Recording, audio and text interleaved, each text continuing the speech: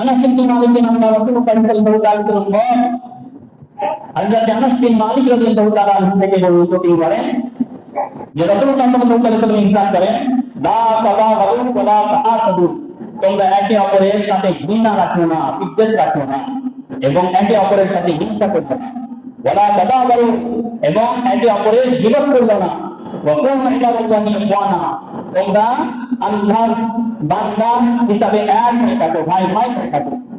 ওয়ালা ইয়াহিল্লু লিলমুসলিমিন আন ইয়াহজুরা আখাহু ফাওকা সালাসি লায়াল, এবং এক মুসলমানের জন্য এটা জায়েজ নয় যে অপর এক মুসলমান ভাইয়ের সাথে 3 দিনের বেশি বিদ্বেষ রাখবে বা তাকে ছেড়ে রাখবে, তার সাথে কথা বলা থেকে বিরত থাকবে, এটা জায়েজ নয়।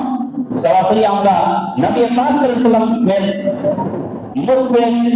বাণী মুখের ফুল থেকে এটা আমরা মেহেজ পাচ্ছি, এটা বুঝতে পারছি যে একে অপরের সাথে মুসলমানকে কেমন ভাবে থাকতে হবে।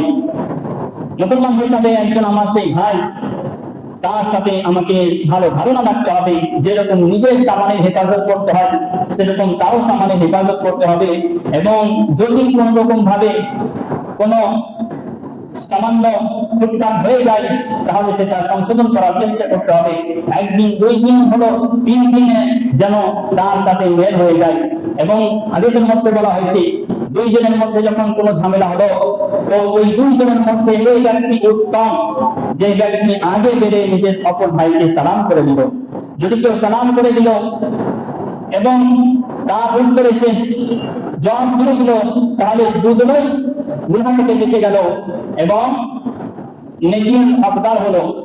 এই হাদিসের উপরে আমল করার জন্য, আর যদি সালাম করার পরেও একজন ব্যক্তি এই হাদিসের উপরে আমল করার জন্য যে নবী পাক সাল্লাল্লাহু আলাইহি ওয়াসাল্লাম মানা করেছেন এই জন্য সে সালাম করে দিল, কিন্তু অপর ব্যক্তি আর উত্তর দিল না, বরং ঘৃণা রাখলো, বিদ্বেষ রাখলো, এই ব্যক্তি গুনাহ থেকে বেঁচে গেল এবং হাদিস অনুযায়ী সে উত্তম ব্যক্তি হলো তার থেকে, আর ওই ব্যক্তি গুনাহগার হলো। অতএব তাকে আবার তওবা করা উচিত এবং তার সাথে কথা বলা বা সংশোধন করা উচিত।